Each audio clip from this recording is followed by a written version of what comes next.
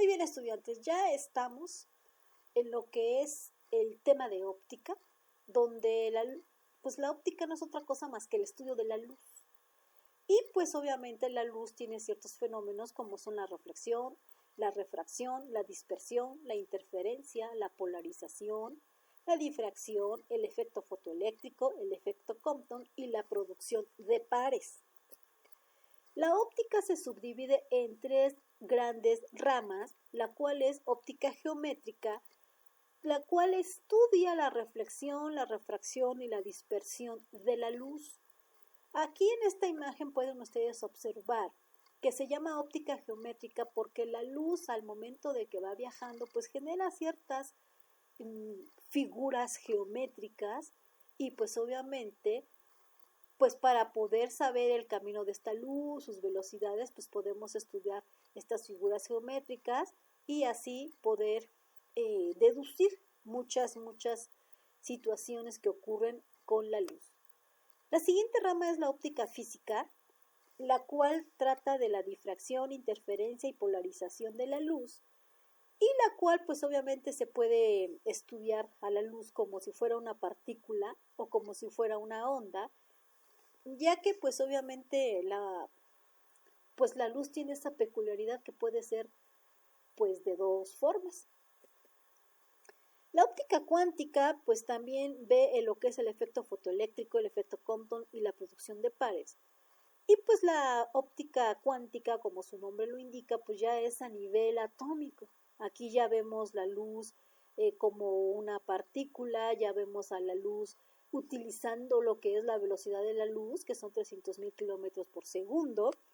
Y pues obviamente también se toma en cuenta lo que es la frecuencia, la longitud de onda de la luz, y cuando interactúa con ciertos materiales pues produce ciertos efectos dependiendo de su frecuencia, dependiendo de su longitud de onda.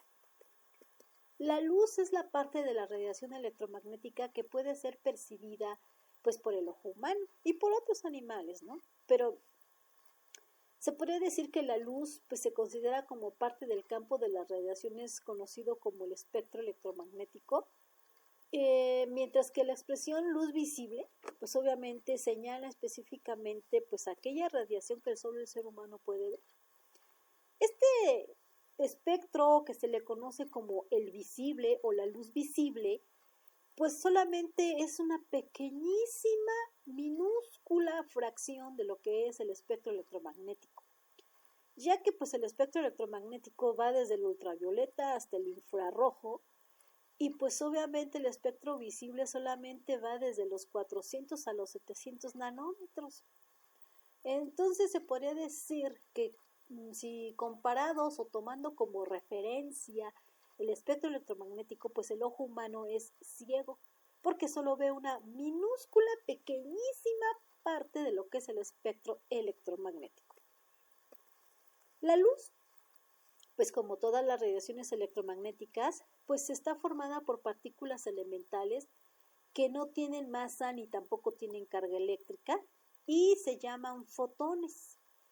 Estos fotones tienen propiedades de dualidad. Como dije anteriormente, se puede comportar como una partícula o como una onda, y pues esto explica muy bien los fenómenos y el comportamiento físico de la luz. Los fotones pues fueron denominados por Albert Einstein como quantum, porque quantum significa paquetito de luz, y pues los fotones precisamente pues son partículas que llevan energía. Entonces obviamente estos quantums también se conocen como paquetitos de energía porque llevan energía. Para la luz visible, pues la energía que tiene un fotón es alrededor de 4 por 10 a la menos 19 joules, y esta energía pues es lo suficientemente grande o necesaria para poder manipular al ojo humano. Es decir, el ojo humano está compuesto como de unos tubitos y unos bastoncitos que al momento que interactúa la luz con ellos pues los hace vibrar, y entonces esto nos da lo que es el efecto de la visión. ¿Eso qué quiere decir? Que el ojo no ve si no hay luz. Por lo tanto, pues la velocidad de los fotones o la velocidad de la luz pues es de 300,000 kilómetros por segundo en el vacío. Es por eso que se puede decir que la visión es muy rápida, ¿no? Porque en realidad tú ves como si fuese a la velocidad de la luz, ya que pues si la velocidad de la luz tiene a 300.000 kilómetros por segundo, pues obviamente tú puedes ver de aquí a las estrellas rápidamente, ¿no? Obviamente pues la luz no necesita un medio para propagarse, pero pues si hay un medio, busca el camino para poder propagarse, pues ya que la luz obviamente pues aquí en el vacío va en línea recta, por eso viaja muy rápido y tiene una velocidad aproximadamente de 300.000 kilómetros por segundo. Ahora, 300.000 kilómetros por segundo. Ahora, si nosotros estamos en un medio, la luz busca un camino de tal manera que va chocando con las partículas o las moléculas que tengan en ese medio o los átomos que tengan en ese medio y pues obviamente al momento de que va cambiando de dirección pues baja un poquito nada más su velocidad. Aquí tenemos un cuadro comparativo en el cual podemos observar las distintas velocidades de la luz en diferentes medios. Por ejemplo, en el vacío, pues ya dijimos, son 300.000 kilómetros por segundo. En el agua son 225.564 kilómetros por segundo. En el diamante es de 123.967 kilómetros por segundo. ¿Eso qué quiere decir? El diamante pues es una materia o material muy, muy denso, de tal manera que fíjense cuánto hace que la luz pues obviamente baje su velocidad. Casi son 7 puntos el que viaja su velocidad o que baja su velocidad esta luz, y entonces pues obviamente pues vamos a ver pues obviamente una explicación del diamante de por qué pasa esto, pero pues ustedes pueden ver, dependiendo de la densidad de los materiales, pues obviamente la velocidad de la luz va cambiando. En la óptica geométrica hay varias leyes, dependiendo pues de la ley de la reflexión. Por ejemplo, la reflexión de la luz es el cambio de dirección de los rayos de la luz en un mismo medio. Cuando me estoy refiriendo a un mismo medio, significa que o puede estar en el agua, o puede estar en el aire, o puede estar en el vacío, o puede estar dentro de un diamante, pero obviamente no cambia el medio para que se dé la reflexión. Si cambia de medio, ahí ya ocurre otro fenómeno. Entonces, esta luz se refleja pues porque incide sobre esta superficie en un medio reflejante y pues obviamente se rige por dos leyes. Como pueden ver aquí en esta imagen, pues aquí viene la luz, se refleja en este espejo, luego van a otra, se refleja otra vez y así sucesivamente, pero si ustedes pueden observar, siempre está en un medio, en este caso puede ser aire o la atmósfera y no cambia. La primera ley de las que se rige la reflexión, pues nos indica que el rayo incidente, es decir, el rayo que llega, y el rayo, la normal significa que es una línea imaginaria que se pone de manera perpendicular a la superficie donde se va a reflejar la luz. Por lo tanto, esta ley me dice que el rayo incidente, reflejado y la normal se encuentran en el mismo plano. ¿Qué quiere decir esto? Que si llega el haz incidente no va a salir hacia allá, no va a salir hacia allá, no va a salir hacia allá, sino va a salir en el mismo plano y obviamente va a tener el mismo ángulo de incidencia, que eso vendría siendo nuestra segunda ley, la cual nos dice que el ángulo incidente es igual al rayo de reflexión. Como ustedes pueden ver aquí, esto es el ángulo de incidencia, es igual al ángulo de reflexión. Estas son las dos leyes de la reflexión. Hay varios tipos de reflexiones, no solamente una. La reflexión difusa es la que casi siempre está en todos los objetos y por eso es que los podemos ver. Ya que llega la luz, los objetos de forma microscópica está rugoso, ya que la materia pues, se va moviendo por el movimiento de las moléculas y entonces llegan los rayos de la luz y pues como encuentran una superficie con un diferente ángulo, pues salen dispersados los rayos de luz, y por eso es que podemos ver las imágenes. Se le llama como los materiales opacos, pero aunque estén opacos, la verdad es que están reflejando luz, pero luz difusa.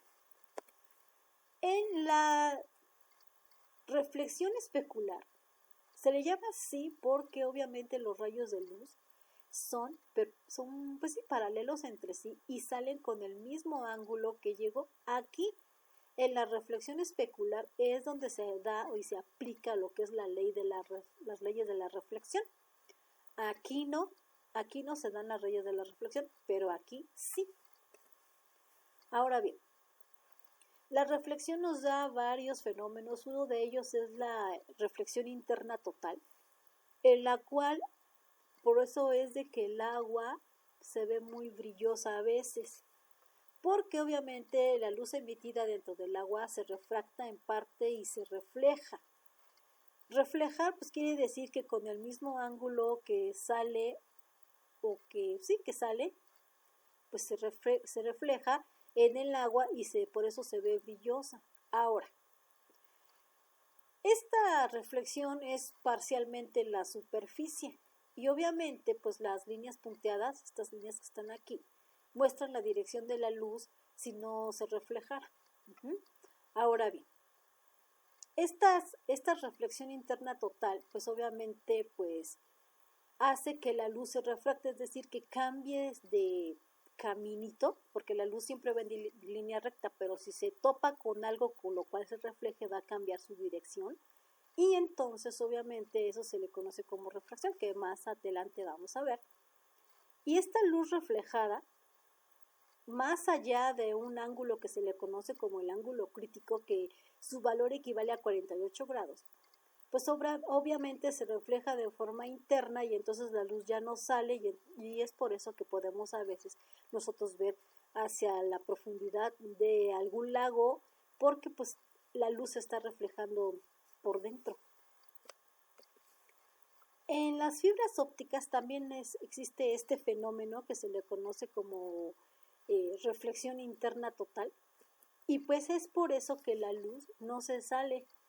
Si ustedes tienen o han tenido la oportunidad de tener una lamparita que es con fibra óptica, ustedes observan que aunque tú muevas por un lado o por otro, pues la luz siempre va a permanecer allá adentro y solamente va a salir pues ya cuando está en la punta o al final de esa fibra óptica, y pues obviamente porque ocurre una sucesión de reflexiones internas totales.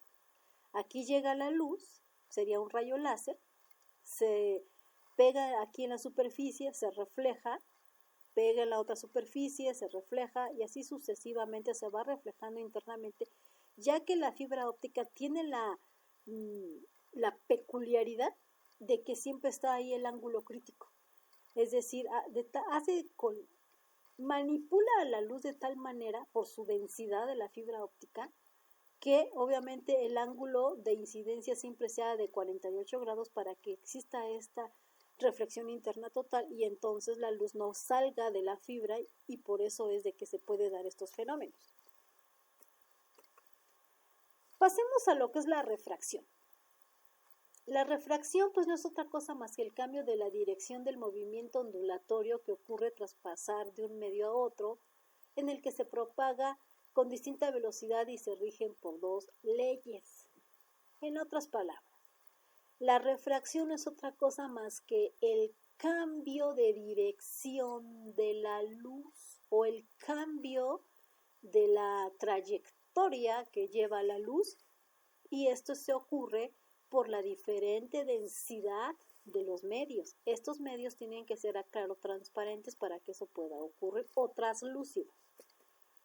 Como ustedes pueden ver, gracias a la refracción es por eso que tenemos nuestros lentes, porque un lente o una lupa o un telescopio o un microscopio, la luz viaja a diferente densidad. Es por eso que los lentes tienen, se podría decir, una cierta curvatura y también un cierto grosor, para que así la luz pueda viajar a una velocidad diferente y entonces nosotros podamos ver más cerca o más lejos las cosas.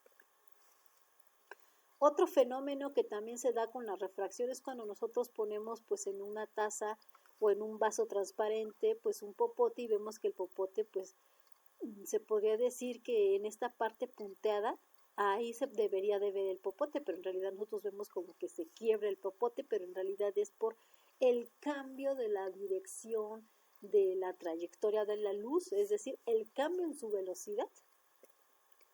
Aquí podemos ver que la refracción se rige por dos leyes también, donde me dice que la primera ley es que el rayo incidente, el refractado y la normal a la superficie en el punto de incidencia están en el mismo plano. Sí, o sea, es decir, llega el rayo y pues no va a salir hacia el frente, o sea, hacia ti, ¿no? Sino que en el mismo plano que está el rayo incidente, pues se va refractando y entonces viaja la luz. Como podemos ver aquí, empieza el rayo de luz en aire, luego pasa por lo que es aceite de lámpara, se refracta, después viene por alcohol, no se sale del vaso, sino que va viajando a través de todos estos líquidos y luego va con el aceite vegetal, después va con lo que es agua, después con el jabón líquido, después pasa por leche, después por jarabe de arce, luego por jarabe de maíz y finalmente por miel, ¿no? Entonces, la miel es más densa que todos estos y conforme va bajando la luz, pues en estos medios el ángulo de refracción va cambiando por los medios que va pasando que son más densos, ¿no? La segunda ley, conocida como ley de Snell, me indica que el ángulo de incidencia y la velocidad de la luz en ese medio o velocidad 1 y el ángulo de refracción y la velocidad 2 de la luz en ese segundo medio, es decir, la velocidad de la luz en un medio y la velocidad de la luz en el otro medio, me está diciendo que tienen una relación que son iguales si yo calculo el seno del ángulo de incidencia entre el seno del ángulo de refracción, me va a dar un número y ese número se le conoce como índice de refracción. ¿Eso qué quiere decir? Que este número me está indicando cuál es la propiedad física de ese líquido, de ese material por el cual está pasando la luz. Ahora bien, este índice de refracción también se puede calcular mediante las velocidades. La velocidad del primer medio entre la velocidad del segundo medio me va a dar el índice de refracción. Eso se le conoce como la ley de Snell. Ahora, en este fenómeno de refracción se produce lo que se conoce como profundidad aparente. ¿Qué es eso de la profundidad aparente? Pues no es otra cosa más que cuando nosotros observamos algo en un líquido, que generalmente es agua, pero también ocurre en otros líquidos que sean translúcidos. Translúcidos quiere decir que se puede ver a través de ellos. Obviamente, pues vemos que el objeto está como que más arriba de lo que es la profundidad real. Eso es la profundidad aparente. Por eso cuando nosotros sabemos, a veces queremos sacar algo de un tanque que pues tiene agua o de algún lugar donde tenga agua, y si no sabemos esto de la profundidad aparente, nosotros vamos a meter la mano y vamos a pensar que aquí está lo que queremos, sin saber que en realidad el objeto está más profundo. Eso es gracias a la refracción de la luz, que ocurre debido, pues obviamente, a las diferentes densidades de esos medios, que no se conoce o no se traduce más que el índice de refracción. En un diamante, los rayos que llegan a la superficie interna con ángulos mayores que el ángulo crítico se reflejan internamente y salen por refracción en la superficie superior. Es decir, en el diamante ocurren los dos fenómenos, la reflexión, como ustedes pueden ver aquí, y la refracción, porque cuando está brillando demasiado, pues por eso que los diamantes brillan demasiado, porque ocurre la refracción ahí y la reflexión. Entra la luz, se refleja la luz en todas las paredes y ya cuando termina de reflejarse en todas las paredes, pues sale la luz por refracción, y entonces es por eso que nosotros vemos que el diamante está como que muy, muy brillosísimo y como que es infinito. De hecho, la forma para detectar que un diamante es real, porque hay diamantes falsos, es precisamente ver que la luz no sale o como que se queda ahí estancada, y además esa reflexión se ve que es infinita. Entonces, pues ver un diamante real realmente es una experiencia espectacular, ¿no? Como también podemos ver aquí, el diamante, pues, ¿por qué se ve como que saca diferentes colores de luz? Porque también depende de los ángulos de reflexión que genera pues la luz, y por eso es que el diamante puede verse con estas grandes, grandes brillanteces, luz, y es muy bonito. Por lo tanto, jóvenes, recuerden que el conocimiento no sirve si no se comparte y si no se tiene pues un propósito. Nos vemos la siguiente sesión.